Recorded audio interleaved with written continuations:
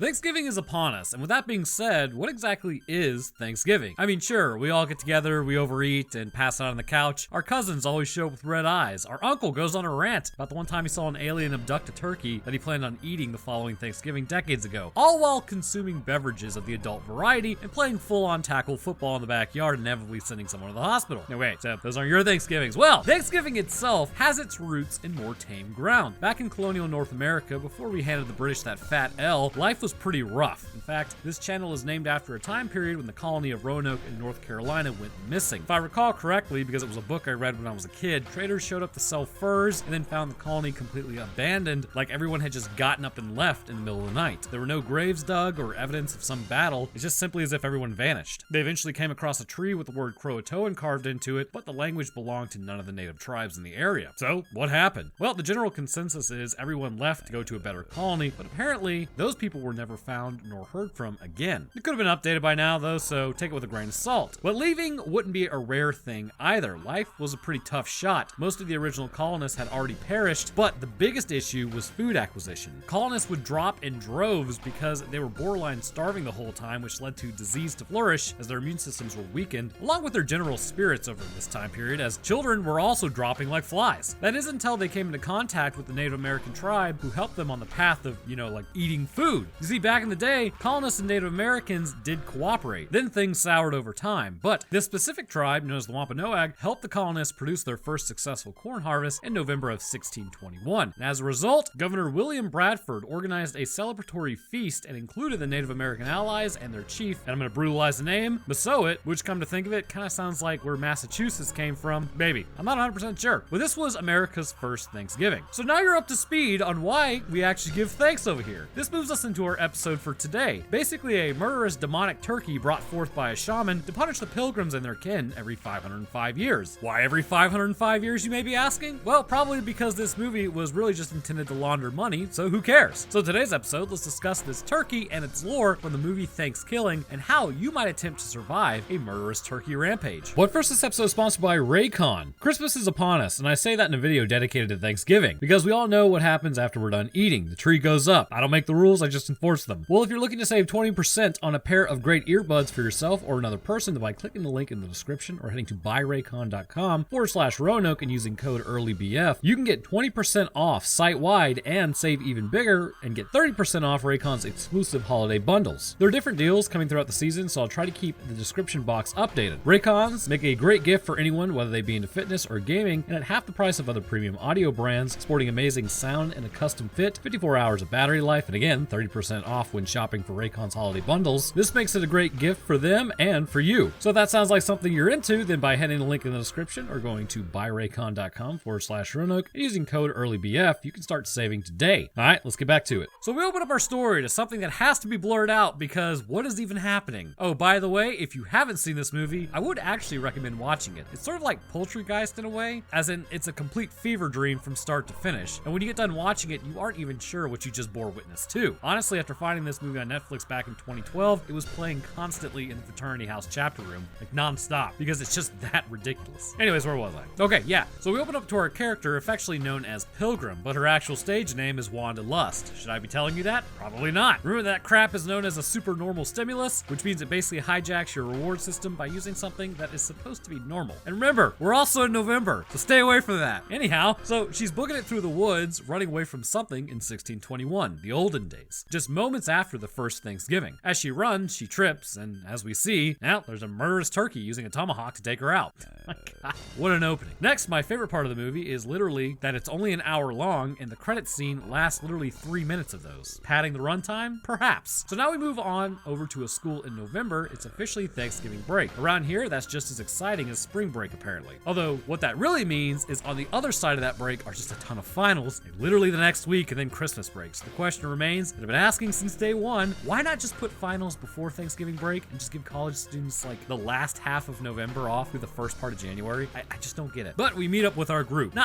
Before we meet up with our group, because if you did that, that means people could work over Christmas too and make some money before going back to college, and it wouldn't have to be broken up so weird. Okay, now back to the group again. Billy, the guy who just ripped off his shirt for Thanksgiving break, Johnny, the quarterback, because of course he has to be that, Allie, who's a little confused about which break it is, but she's got the spirit, and Kristen, who's much more reserved. This movie has always tripped me up because my ex actually looks like Allie, but her name was Kristen, so headcanon says I get those names mixed up, or I used to, all the time. As the group walks off into the sunset, we meet our final character, Darren. He's the nerd of the group, invited by Billy to ride home with them for Thanksgiving. Pretty apropos that they all live in the same town together, but don't think too much about it. Darren loves Johnny because he's an ultra Chad, so they all head to Johnny's Jeep, and then we get this scene where Johnny asks Darren to feel his bicep, as one does, so they all load up and then head out for the break. Meanwhile, in the woods, a hermit who's living in a pallet house with his dog is just kind of walking around. The group continues to drive back, talking about what they're thankful for, as Johnny has a flashback to apparently all those years ago that he was throwing the football around with his dad and he's wearing the same clothes as he is right now.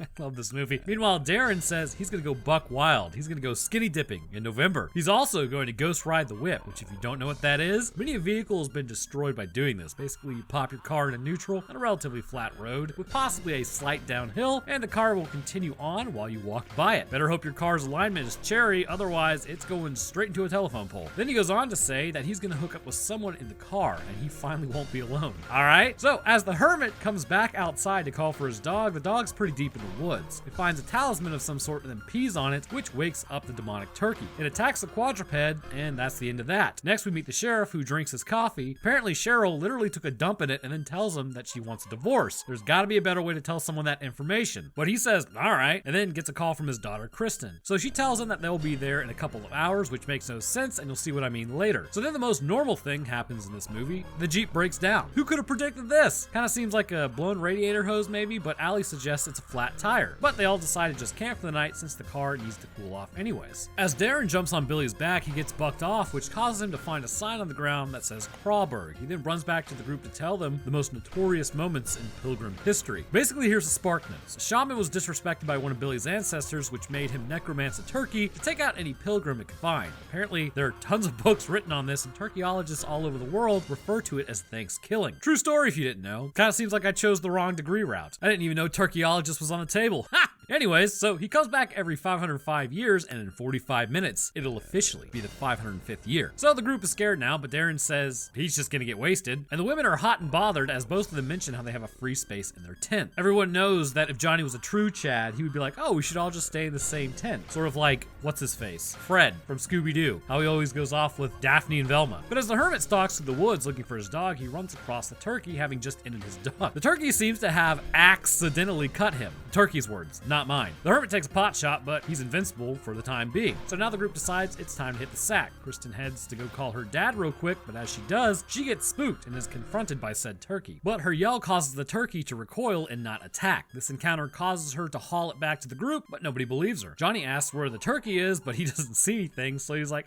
let's just go to bed. But as they sit there, a baby bunny gets thrown into the fire, but its stomach was like totally gnawed open by a beak. A turkey beak. Don't worry, that's definitely not a stuffed animal. The next morning, as Billy wakes up, the hermit is standing over him. He's got turkey turds on his chest, as the turkey was going to peck his heart out, but the hermit saved him. Johnny comes out and tells the dude with the pellet sprayer to buzz off. Bold strategy. The hermit does go away because his quarrel is with the demonic turkey. So Johnny does something to the Jeep, maybe tighten up a hose clamp, I would assume, which allows them to continue on home. Billy now believes in the demonic turkey as well. Kristen was also a little beaked out. The puns. We now get this scene. Dude picks up a turkey using the phrase gas, grass, or favors of the adult variety. I mean, it's a turkey, so obviously it goes with option 3, because in this world, that's how things are. But it pulls a pellet sprayer on him from nowhere, and then takes him out, which of course has to be blurred because no fun allowed on this site, and then steals his car to chase after the group. So remember how Kristen said that they would be there in a couple hours? Well, when they drop Allie off, they've been driving like literally all day. Nothing crazy to note here, it's literally been all day. So the day prior, they would not have been there in just a couple hours. The hermit, meanwhile, walks in the same direction that the group went. As Johnny goes home, we get some backstory that 2 whole weeks ago, his dad stopped talking to him because he's not starting quarterback anymore.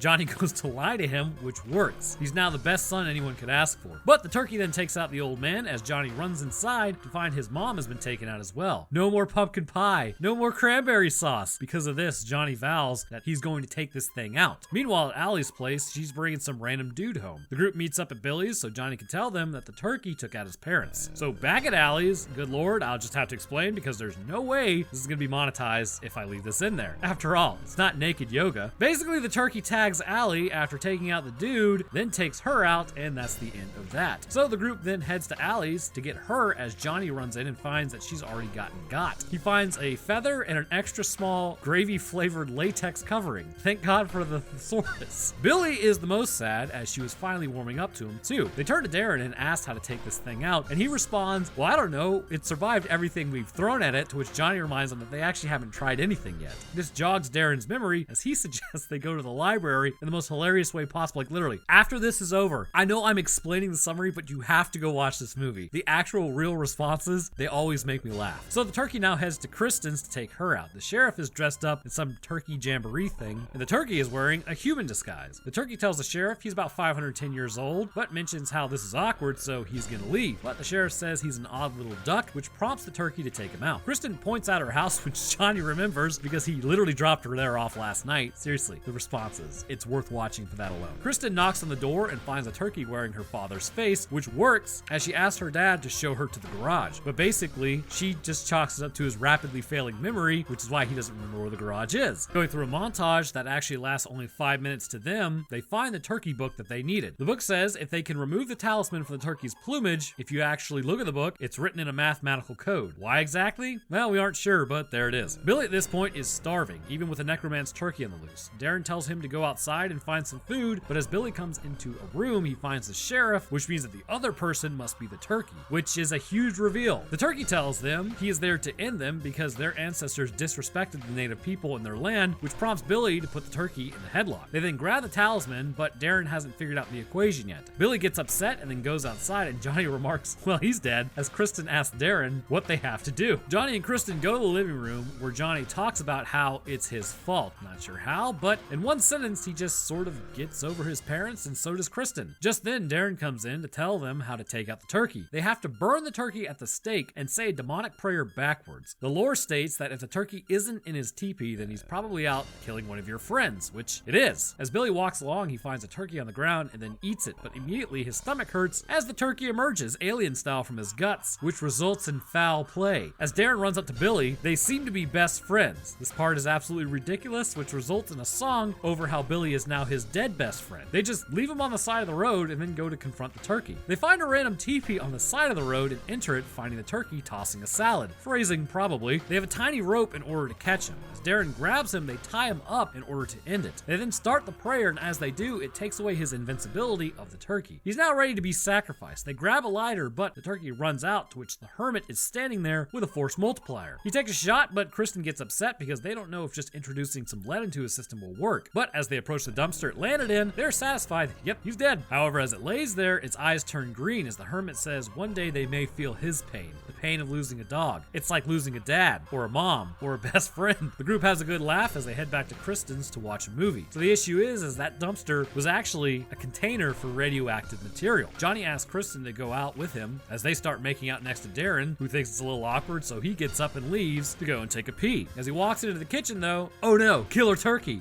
It's radioactive now and starts to peck out his heart as Billy beckons for him to come up to heaven as there's no demonic turkeys up here. Kristen and Johnny are awoken by a laugh and Johnny says it must be gone unless it's fallen into a bunch of radioactive waste or something. As he goes to check on Darren, he goes into the kitchen but finds Darren has been taken out and then takes a turkey cutter to the guts. So that kind of hurts. Kristen punches the turkey and then pulls Johnny outside as they run for the shed. She takes his lighter and grabs some paint as she flamethrows the turkey. Johnny starts passing as he says he wishes he could call timeout on death. The turkey then gets back up as Kristen hits it with a bat and knocks it into a conveniently placed bonfire. His leg then falls off, for reasons unknown, as she eats radioactive turkey meat, and the hermit appears from nowhere to congratulate her. But it's not the end. A family now meets for Thanksgiving, but the turkey appears a little strange. As they pray over it, it gets up and begins to attack, screaming about a sequel. And yes, there actually is a sequel. You might be inclined to believe that there are 2 sequels, but the next sequel is actually Thankskilling 3, but it literally skips its own sequel, so there is no Thankskilling 2. That might be something I cover next Thanksgiving. This whole series is absolutely nuts to me. So, quick update from the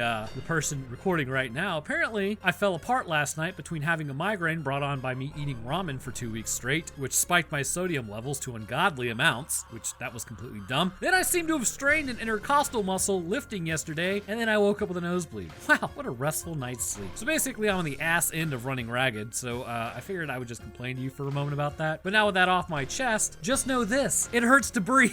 We can finally move on though into the actual lore morphology of this turkey, which is about the strangest sentence I think I've ever written in my life. But then again, I've been running this channel for officially 5 years, so maybe not. Not much is known about the turkey in terms of healing factors or abilities. What we do know about the turkey is that it's a supernaturally powered beast due to its ability to speak, hunt down humans with laser precision, and heal itself as long as it has a talisman on its body or the prayer hasn't been said backwards. The turkey originally was already taken out some time ago by a hunter, which seems to have been from a native tribe. Shortly after Thanksgiving, someone disrespected one of the shamans and was subsequently taken out by the turkey. So let's discuss for a moment the abilities of this turkey to determine what it's capable of. And yes, we are taking this 100% serious here. First thing to discuss with this turkey is its healing factor. The turkey can survive shots that would take it out, but only due to its invincibility bestowed on it by the shaman. This would indicate that the actual spell itself does something to the functionality of the turkey's cells. In general, based on the intellect we also see later, it's clear the turkey's cells have entered a state of increased mitotic division to respond to cellular damage in the area. But on top of that, the same rules of life do apply to it. Even when seemingly destroyed, the creature can get back up again and continue its hunt. So how is it doing this, and how does that actually mean that it's really responding, I guess, to the rules of life? Because if it wasn't, then there would be no way to stop it, even for a short time. So with most things that are supernaturally driven on this channel, it's really hard to say, but we do know that likely the first reaction sets forth to get a cell dividing under circumstances that would actually outclass normal healing factor on Earth. Cyclin-dependent kinase 1, or CDK1, reacts rapidly and sets the cell up for division. Now, just because the reaction is simple does not denote that the process is simple as well. In fact, to prevent things like cancer, the switch for this process is highly regulated and fairly complex. This actually involves a large number of interconnected signaling cascades in order to achieve the first push to divide the cell. But once the right areas and signals have been set, it's clear the process has begun. This would say to me that while being supernatural, you could almost think of it as a top-down view of a game, so to speak. Think of this supernatural as like the player and the turkey as the character. You can witness the actual damage to your character, and so you heal them, otherwise their health will just return slowly over time. This is a similar process with the turkey. The supernatural seeing that the turkey is injured will force the activation of CDK1, which in turn will begin to heal the turkey. But there are still other cycles that need to be completed at this point, so it's best to think of these cycles as continuing as normal, but still at a faster rate. The process would be similar to, say, E. coli dividing, which can actually divide every 20 minutes, whereas, say, with a normal eukaryotic cell, such as with humans, the typical division time from prophase to telophase is roughly about 24 hours or so. The healing factor, in my mind, would have to be triggered by something much more external than just the body naturally adapting to damages received by any who would try to attack the turkey, and instead, the supernatural force that compels them to heal is really what's at the helm. This is also how, after the turkey is burned in a bonfire and seemingly completely destroyed, it is able to get back up again and attack the next family and go on to continue its onslaught in Thankskilling 3, seeing as it's awakened by something outside of itself. Continuing on with this line of thinking, this may also help to explain its intelligence as well. Turkeys are not very smart creatures. In fact, I've seen a video of one trying to attack itself in the hubcap of a car. Now, it's not their fault or anything, they're just animals, and to that point, there's no need for them to be highly intelligent creatures. They appear to do just fine on their own, even with millions of them being eaten every year around this time. But the intellect could have come from one of two sources. Either it's due to the turkey's increased mitotic division. This may have led to the creation of new neural connections within the brain itself, potentially leading to a larger frontal lobe. However, I don't believe this is actually the case, or even what's the most feasible possibility, because of the actual size of the turkey's head. Looking at a turkey's skull capacity, we see it's not larger than any other turkey, and as such, neural tissue cannot just be jam-packed in there without any issues. In fact, doing something like this would just lead to a bunch of dead brain tissue. Because of this, I believe it is the second more obvious choice. The turkey is just straight up possessed. The lore mentions who the turkey was brought back by to hunt the people and their ancestors because they wronged the tribe. But what the turkey also seems to have is some fairly human line of thinking when it comes to responding to other Homo sapiens or interacting with them, such as with Allie. The point is that if it were just a smart turkey, then it would probably just hunt them down and forgo talking, and again, the interactions with humans. But given everything that it does, it clearly shows we're actually dealing with a shaman post-mortem possessing the turkey and piloting its body and talking through it, which I believe would require some structural changes to the throat of the turkey in order to speak as humans do. I know this is kind of getting way out there. I blame the migraine. To me, the shaman controlling it makes the most sense based on these two main aspects of the turkey, but also to add its seemingly crazy ability to locate humans. When the turkey is left behind after being run off by the hermit when the group was camping, how exactly did the turkey know where to go? And also, where does it get the force multiplier? Well, none of that's important. Well, the force multiplier isn't important. I mean, I think that's just because it can do that. How the turkey actually knows where to go is because, again, it's almost like a top-down sort of view, I imagine. While to us existing on the ground makes things difficult to figure out where others went, I mean, come on. I mean, if you had the supernatural powers of a shaman, wouldn't you be keeping an eye on college students and where they went? Exactly. And I believe it's using these powers, obviously, to know where they went. With his powers understood, what exactly is the point of the talisman? It's clear to me the main link between the shaman's powers and the turkey resides within this, but not necessarily just the shaman itself. When the talisman is on the body of the turkey, this makes it stronger and gives it full access to all the powers that the shaman has at its control. By removing it, the shaman is still inside the turkey possessing it, but his powers, which are basically just the top-down view, are separated from him, and in doing so, the turkey becomes vulnerable because the shaman's powers are no longer unlocking the ability to initiate instant healing via mitosis, and the shaman is trapped in the turkey and is reliant on the body once more. That is until he's blasted into a container full of radioactive waste. So why does he regain his powers then? There's actually some logic to this. I know, can you believe that? I bet you're wondering how. Well, you know, Papa Roanoke has made all the connections, like Charlie trying to figure out where the mail is going, and nobody is actually working at the company. Let me ask you this. How does a phone work? Well, you need a receiver, a sender, and a signal, correct? In its most basic form anyhow. Well, this is how I believe the connection may work between the shaman, the turkey, and his powers utilizing the talisman. But even when the wire is cut and the signal is lost, the receiver and sender are still on both sides, and this is also how I believe it's working with the healing factor. Once the talisman has been taken from the turkey and he ends up in radioactive waste, he is cut off initially from the signal for his cells to divide. But once landing in that waste, it appears as though the magic he uses may run on similar lines as radiation would. So here's some existential dread for you. If this actually happened today as it happened back then, we would be totally screwed. Back in the 1800s, there was a massive solar flare that caused telegraphs to spontaneously start sending messages despite nobody sending it. They worked regardless because a different type of energy was being received. I mean, it is technically electricity, but it was from the sun. So the same can be said for the radiation working on the leftover mechanisms influencing the CDK1 reactions. Because of this, the creature was able to heal from its wounds that it had received. This is until it was launched into a fire where most of its body was destroyed. And I say that because it was able to get back up after a long enough time, meaning some of the cells were still likely viable. Because of this, the cells were able to divide and reform the turkey despite its cooked outward appearance. That's why you should always cook your food for long enough. So how exactly do you take this thing out? Well, it's really...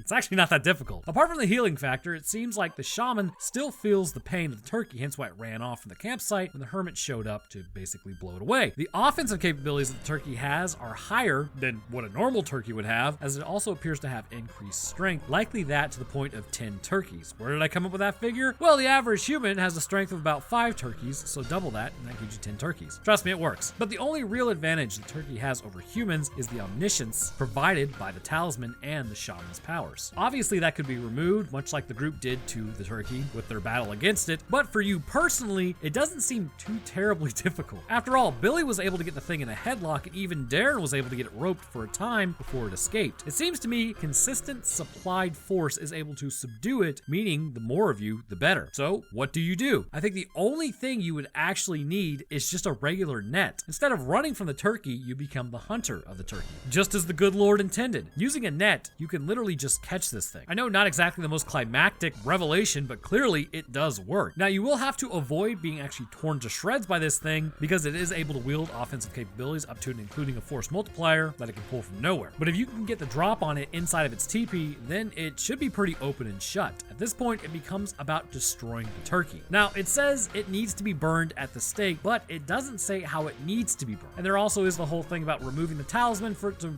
get rid of its powers, but then you also have to say the prayer backwards, of which all of this was done, but it did nothing. So I'm gonna go with removing the talisman as the big thing. But in a large enough fire, all cells can be destroyed down to the very center of the animal. However, I would take it a step further. Once the turkey has been grabbed and the talisman has been removed and potentially the prayer has been said, if you know it, at this point, take it to a crematorium. A bonfire is great, but the issue is fuel source and time. A bonfire heating up to roughly 600 degrees Celsius or roughly about 1100 degrees Fahrenheit is amazing, but it begins to burn through fuel faster, which will not give you the ability to completely burn through the turkey. A crematorium, however, has access to cremation chambers and retorts, which have the ability of running for extended periods of time at 1800 degrees Fahrenheit. This will ensure you can run the furnace long enough to completely reduce the turkey to ash and even destroy every cell left over in the bone. This means that there is no cell to bring the creature back to continue its reign, and a net and a crematorium are not difficult things to come by either. The turkey in Thankskilling is one that, due to its healing factor associated with the shamanistic powers and the actual possession of the body by the shaman utilizing human intelligence, means it's actually fairly difficult to put down on your own unless you have the right tools. This, coupled with its strength and ability to use tools also against humans, means that despite it looking ridiculous, it is a threat that has to be taken seriously. Your best shot at survival is subduing the creature and immediately burning it. You may be even able to use a standard fire to pre-cook it to give you enough time to actually cremate the turkey to make life easier on you so you're not fighting with it as much.